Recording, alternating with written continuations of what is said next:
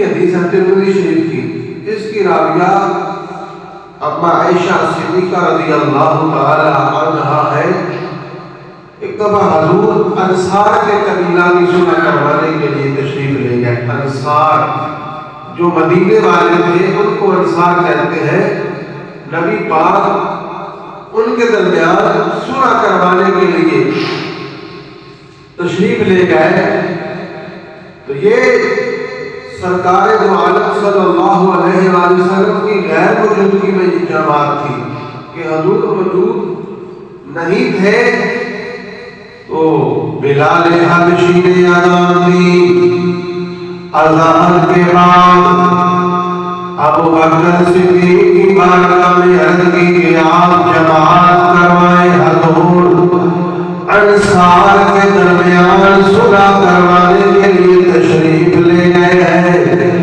ابو بکر صدیق آپ جماعت کرائیں گے؟ آپ نے فرمایا نعم، ہاں میں کرواؤں گا۔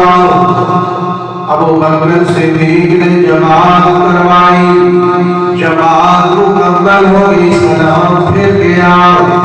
سلام تو بعد اللہ کے نبی آ گئے اور فرمایا جماعت کروائیے۔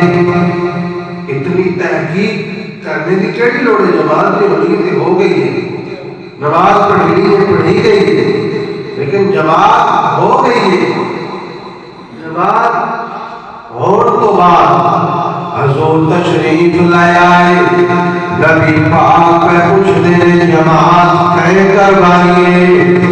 اس کو بھی پتہ لگتا ہے کہ جڑا حضور بار بار پہ پوچھتے ہیں، یہ تو پتہ لگتا ہے کہ حضور ابو بکر صدیق کے موجود ہونے کسی اور دی امامت نہ حضور کو قبول ہے نہ خدا قبول ہے۔ پوچھیا جماعت کروائیے، صحابہ نے عرض کی تھی سننا تمہارے یار صدیق نے کرائیے۔ ابو بکر صدیق نے جماعت کرائیے۔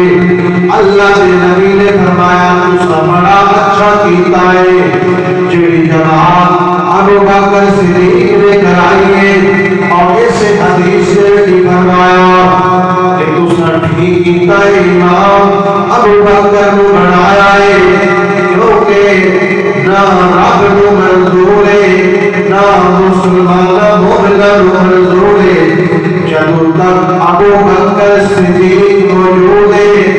انہاں کی موجودگی کے اندر کوئی اور امام بن سکتا نہیں۔